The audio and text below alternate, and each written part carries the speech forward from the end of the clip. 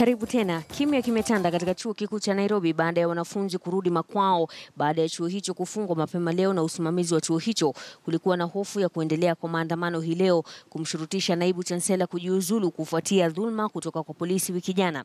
Rakel Mwigai ana maelezo kamili.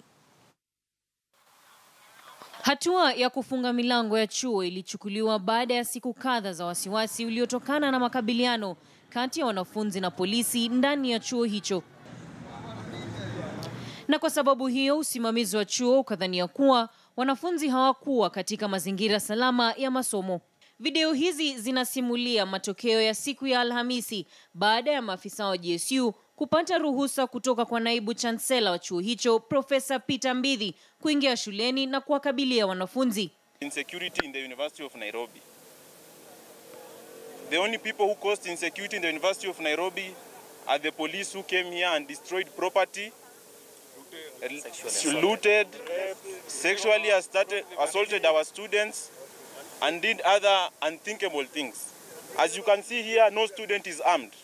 We are only armed with our brains. Wanafunzi katika bewa la Kabete hapo jana waliteketeza afisi ya usalama chuoni mwao na kutangaza kuwa leo ingekuwa siku ya maandamano kumtaka mkuu wa chuo Profesa Mbidhi aondoke afisini. Mbidhi has mutilated our student union. He has taken a group of 18 students and given them what he knows best.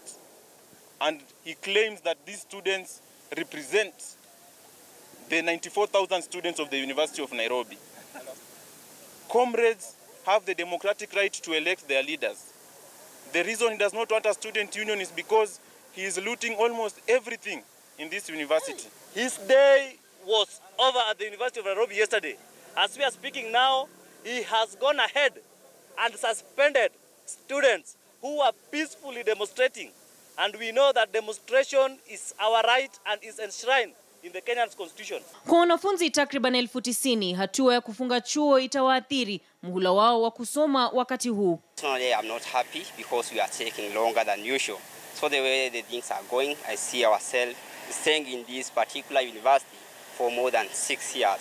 Haya yanajiri huku halmashauri huru ya masuala ya polisi ya IPOA ikitaka wanafunzi 26 waliojeruhiwa na polisi kuandikisha taarifa nayo ili kusaidia katika uchunguzi kabla kuwafungulia mashtaka maafisa husika endapo ushahidi wa kutosha utapatikana wa kuwatia hatiani maafisa hao wa polisi.